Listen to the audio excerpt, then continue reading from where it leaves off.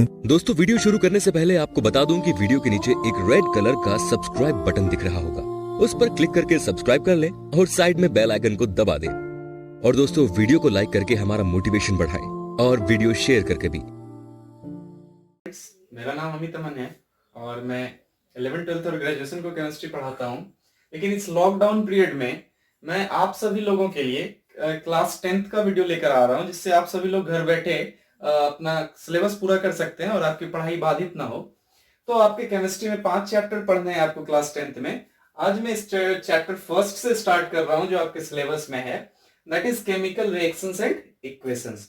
तो सबसे पहले हमें इस चैप्टर में यह समझना है कि केमिकल रिएक्शंस क्या होते हैं, केमिकल इक्वेशंस क्या होते हैं, क्या इंपॉर्टेंस है इसका हमारे लाइफ में, या जो भी चीज हम अपने आसपास देख रहे हैं उसमें क्या चीज ऐसा केमिकल रिएक्शंस है।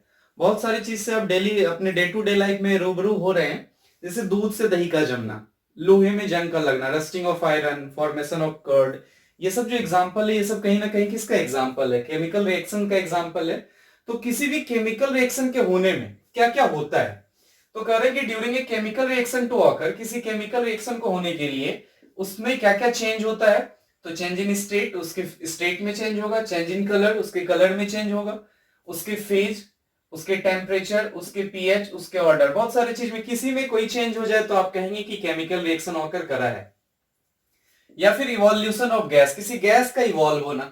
जैसे एक छोटा सा एग्जांपल है वाटर। वाटर का क्या formula? H2, it is in liquid form, और जब इसको हम लोग ब्रेक डाउन करते हैं तो ये H2 और O2 गैस में टूट जाता है। तो evolution of gas, it is an example of chemical reaction. Formation of PPT, precipitate का बनना। कोई प्रेसिपिटेट कब बनता है? जब आप सॉल्यूशन नहीं बना पाएंगे, जब पूरी तरह से कोई कंपाउंड एक दूसरे से मिक्स्ड नहीं होता, तब वो प्रेसिपिटेट बनाता है। जैसे एग्जांपल आप लेते हैं, पानी में आप शहद डालेंगे तो वो पूरी तरह से मिलेगा नहीं, बल्कि यहां पर नीचे जाके पेंदी पर जाके जमा हो जाएगा, that will be called precipitate. तो किसी केमिकल रिएक्शन के होने के दौरान ये सारी चीजें हो सकती है। अब रही बात की केमिकल रिएक्शन से हम लोग केमिकल इक्वेशन से क्या समझते हैं। तो केमिकल रिएक्शन में जब कोई चीज हमारे पास होता है, उस पर हम लोग कोई फेनोमेनन अप्लाई करते हैं, कोई अलग चीज से रिएक्शन करवाते हैं, तो कोई नया चीज बनता है। जैसे दूध से दही का जमा, ठीक है। रस्टिंग ऑफ आयरन, आपके पास आयरन रॉड रखा हुआ है और in the presence of moisture और एयर के साथ जब वो रिएक्ट करता है तो कहीं ना कहीं रस्ट हो जाता है उसमें। तो जो सब्सटेंस हम लोग रिएक्शन करने के लिए लेते हैं, दैट इज कॉल्ड सबस्ट्रेट और रिएक्टेंट। और जब वो रिएक्शन करता है तो finally we get the desired product. इसको हम लोग वर्ड इक्वेशन में कैसे लिखते हैं? क्योंकि हमारे पास कोई ना कोई सब्सटेंस होना चाहिए, एलिमेंट्स होने चाहिए, मॉलिक्यूल्स होने चाहिए केमिस्ट्री में। तो जैसे एग्जांपल एक लिखा हुआ है, magnesium plus oxygen gives magnesium oxide, कि मैग्नीशियम को हम ऑक्सीजन के साथ रिएक्ट कराते हैं and it gives magnesium oxide. अब इसको हम लोग केमिकल इक्वेशन के फॉर्म में कैसे लिखते हैं? तो इसका जो सिंबल है, जो सिंबॉलिक इसका हम लोग रिप्रेजेंट करते हैं, जैसे मैग्नीशियम इज एन एटम, इसको हम लोग एटम के तौर पे Mg लिखे। O2 is a diatomic molecule, इसको हमने O2 लिखा, और magnesium oxide that is MgO। अब रहता है कि कोई केमिकल रिएक्शन हम लोग लिख रहे हैं, तो यहां पर हम लोग देख रहे हैं मैग्नीशियम का एक एटम है, ऑक्सीजन का 2 एटम है, और जब प्रोडक्ट बन रहा है तो मैग्नीशियम का एक और ऑक्सीजन का एक बन रहा है। ऐसा केमिकली पॉसिबल नहीं है, इसलिए हम लोग इस रिएक्शन को बैलेंस करते हैं। और क्यों बैलेंस करते हैं? तो any reaction is balanced according to law of conservation of mass, कि law of conservation of mass को फॉलो करने के लिए किसी केमिकल रिएक्शन को हम बैलेंस करते हैं। Law of conservation of mass हमें क्या कहता है? कि mass can neither be created nor be destroyed, it can be converted from one form to another form. जैसे मैग्नीशियम और ऑक्सीजन दोनों अलग अलग एटम और मॉलिक्यूल है, और ये दोनों कंबाइन होकर एक नया सा कंपाउंड फॉर्म करता है। तो this is a new conservation of मास। अब देखिए इसको हम लोग कैसे बैलेंस करते हैं। सबसे पहले इसका हम लोग नंबर फाइंड करते हैं। तो number of magnesium is 1, number of oxygen atom is 2, number of magnesium is 1 and number of oxygen is 1। अब इसको हम लोग को बैलेंस कैसे करना है? तो जो सबसे बड़ा नंबर है आइदर इन रिएक्टेंट और इन प्रोडक्ट, उसको पता लगाते हैं। तो I get this is 2 for oxygen atom. तो सबसे पहले हम लोग इसको इक्वल करेंगे 2 और ये 1। जैसे कि आप देखते होंगे कि आपके घर में जो कार्ड छपते हैं शादी में, तो उसमें सबसे जो पहले नंबर आता है वो आपके घर के सबसे बड़े मेंबर्स का आता है। भले ही शादी किसी और के, उसके पेरेंट्स कोई और हो, लेकिन सबसे बड़ा जो आपके पास नंबर ऑफ एटम्स है वो सबसे इंपॉर्टेंट है पूरे रिएक्शन को बैलेंस करने के लिए। तो we have maximum number of atoms of oxygen atom 2 and here it is 1। If you multiply by 2 it will be converted into 2 and 2। जैसे हमने 2 से गुना करा उधर, तो ये मैग्नीशियम और ऑक्सीजन दोनों ही 2 हो गए। अब यहाँ मैग्नीशियम 2 और यहाँ 1, तो इसको भी हमने 2 से मल्टीप्लाई कर दिया। ये जो अब इक्वेशन हो गया, this is balanced chemical equation and written as 2Mg plus O2 gives 2MgO। तो केमिकल रिएक्शन को हमने कैसे लिखा, पहले सबस्ट्रेट या रिएक्टेंट से प्रोडक्ट का बनना, फिर उसके वर्ड इक्वेशन को लिखना, फिर उसके केमिकल इक्वेशन को लिखना, और फिर उसको जाके बैलेंस्ड करके बैलेंस्ड केमिकल इक्वेशन को लिखना। अब हम लोग देखेंगे कि केमिकल रिएक्शन कितने टाइप का होता है। बेसिकली बहुत आसान है ये सीखना, ठीक है। अभी मेरे हाथ में 2 मार्कर है, मैं इसके मदद से आपको सिखा दूंगा केमिकल रिएक्शन कितने टाइप का है। तो बेसिकली 4, आप किताब में पढ़ेंगे तो और भी बहुत सारा चीज मिलेगा, लेकिन अभी हम 4 पे फोकस करेंगे। बाद में की जो ऑक्सीडेशन, रिडक्शन, डिस्प्रपोर्शन, हाइड्रेशन, सॉल्वेशन, बहुत तरह के रिएक्शंस है, उसको मैं बाद में डिस्कस करूंगा अगले लेक्चर में। तो अभी आप देखिए यहाँ पे लिखा हुआ है एडिशन या एसोसिएशन, डिकम्पोजिशन या डिसोसिएशन, डिस्प्लेसमेंट या सब्स्टिट्यूशन, डबल डिस्प्लेसमेंट रिएक्शन। एक छोटा सा एग्जांपल के थ्रू मैंने इसे समझाया है। एडिशन रिएक्शन में क्या है कि A प्लस बी मिलकर ए बी बना रहा है, तो you have marker and cap here, this one is A and this one is B. If we combine we get the desired product AB. तो पहले A और B था जिसको हम लोग आपस में मिलाए तो वो AB बना। 2 छोटे छोटे कंपोनेंट मिलकर अगर एक बड़ा कंपाउंड बनाते हैं तो this is called association reaction. जैसे एग्जांपल के लिए आपने भी लिखा है थोड़ी देर पहले Mg plus O2 that gives MgO। Balance कर लेंगे तो 2 2, ठीक है। अब दूसरा ये है डिसोसिएशन रिएक्शन कि हमारे पास एक बड़ा सा मॉलिक्यूल्स है, इसको हम लोग ब्रेक डाउन किया इधर हीटिंग या हैमरिंग जैसे भी, तो ये कहीं ना कहीं 2 छोटे छोटे मॉलिक्यूल में या एटम में कंपोनेंट में ब्रेक डाउन हो गया।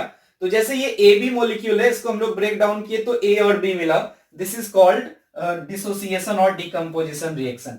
जस्ट इसी का reverse, dissociation is also opposite of association reaction. This is the symbol of it, we get Mg plus O2, again balancing we get 2 2। अब तीसरा आता है डिस्प्लेसमेंट और सब्स्टिट्यूशन रिएक्शन। ये बड़ा इंपॉर्टेंट रिएक्शन है, इसको आपको समझना है। ये कई तरह के डिस्प्लेसमेंट हो सकते हैं, आप इस मार्कर के थ्रू देखिएगा। फर्स्ट इस मार्कर में, ये ब्लू वाले मार्कर में ब्लू वाला कैप है और ब्लैक वाले मार्कर में ब्लैक का कैप है सिर्फ हमारे हाथ में। 2 ऑप्शंस है हमारे पास। तो अगर ये बड़ा है तो इसको हम कैटायन मान लेते हैं और ये छोटा है इसको एनायन मान लेते हैं। ये भी हमारा एनायन मान लिया। तो पहला हमने ये सब्स्टिट्यूशन किया कि एक के साथ एक सब्स्टिट्यूशन किया, एक ही चीज सब्स्टिट्यूट हो रहा है। दूसरा हमारे पास ये ऑप्शन था कि हम दोनों मार्कर के पेन को ही सब्स्टिट्यूट कर दें और ये कैप इस पर आ जाए, ठीक है। तो ये भी सब्स्टिट्यूशन है। तो ये 2 तरह का सब्स्टिट्यूशन होगा यहाँ पर हमारे पास, कैटायन सब्स्टिट्यूशन और एनायन सब्स्टिट्यूशन। ध्यान से देखिएगा, xy plus Z gives zy plus x। तो सब्स्टिट्यूट किसका हुआ, x का। x के जगह पर कौन आया, z। तो x is in the form of cation, तो this is called cation substitution। यही रिएक्शन अगर ऐसा होता है xy plus z and it gives xz plus y, तो यहां पर सब्स्टिट्यूशन किसका हुआ, y का। तो y बाद में था, मतलब ये क्या है, एनायन सब्स्टिट्यूशन। इस वाले को हम लोग क्या कहेंगे, केटायन सब्स्टिट्यूशन, और इस वाले को हम लोग क्या कहेंगे, एनायन सब्स्टिट्यूशन, ठीक है। अब एक और रिएक्शन है डबल डिस्प्लेसमेंट रिएक्शन। जैसे देखिए इसको भी डबल डिस्प्लेसमेंट रिएक्शन क्या है, हमारे पास 2 मार्कर है, ब्लैक में ब्लैक का कैप है और ब्लू में ब्लू का कैप है। जब इस दोनों को हम सब्स्टिट्यूट करते हैं तो दोनों चीज सब्स्टिट्यूट हो जाता है, केटायन और एनायन भी। अब इस ब्लू वाले के साथ ब्लैक का कैप है और ब्लैक वाले के साथ ब्लू का कैप है, तो 2 डिस्प्लेसमेंट एक साथ हो रहा है। This is called double displacement reaction. This is called double displacement reaction. जैसे P के साथ Q है लेकिन अगले में P के साथ S है, यहां R के साथ S है लेकिन अगले में R के साथ क्या है, Q है। तो दोनों तरफ डिस्प्लेसमेंट ऑकर कर रहा है। Why this is called double displacement reaction। अब इसके एग्जांपल को भी आप देख सकते हैं। Just for NaCl plus KOH it gives NaOH plus KCl। ये बैलेंस्ड है, आप इसको करके भी देख सकते हैं।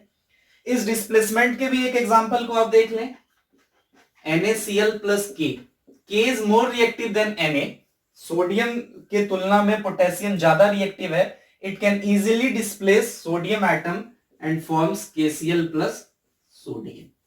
तो ये आपने अभी तक सीखा कि केमिकल रिएक्शन क्या होता है, केमिकल इक्वेशन क्या होता है, केमिकल रिएक्शन को हम बैलेंस क्यों करते हैं, कैसे करते हैं, और फिर केमिकल रिएक्शन के कितने प्रकार होता है। अभी मैंने सारे प्रकार को डिस्कस नहीं किया, ऑल टाइप्स को, बस 4 बेसिक प्रकार को डिस्कस किया। फिर से सीख लेते हैं एक बार जल्द से।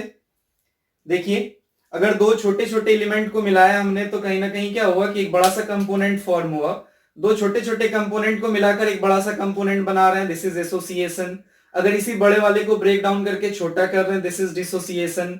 अब क्या कर रहे हैं कि सिर्फ एक सब्स्टिट्यूशन एक बार में ऑकर कर रहा है, तो दिस इज मोनो डिस्प्लेसमेंट। और अब फाइनली हम लोग क्या कर रहे हैं, अगर दोनों चीज चेंज कर दे रहे हैं तो दैट इज डबल डिस्प्लेसमेंट। आप देख पा रहे हैं, अगर हम लोग दोनों चीज सब्स्टिट्यूट करेंगे, ब्लैक वाले पे ब्लैक है और ब्लू वाले पे ब्लू है, अगर हम लोग इस तरह से सब्स्टिट्यूट कर दें, this is double displacement reaction. अब हम लोग कोई भी प्रोसेस सीखेंगे, कोई भी केमिकल एग्जांपल लेंगे, तो कहीं ना कहीं इन सारी चीजों को हम लोग ध्यान में रखेंगे कि कैसे कोई केमिकल रिएक्शन होता है। और इसके शेष टाइप्स के बारे में मैं अगले वीडियो में डिस्कस करूंगा। तब तक आप लोग ये वीडियो देखें और इससे बेनिफिटेड हो। Stay tuned, stay home, good bye.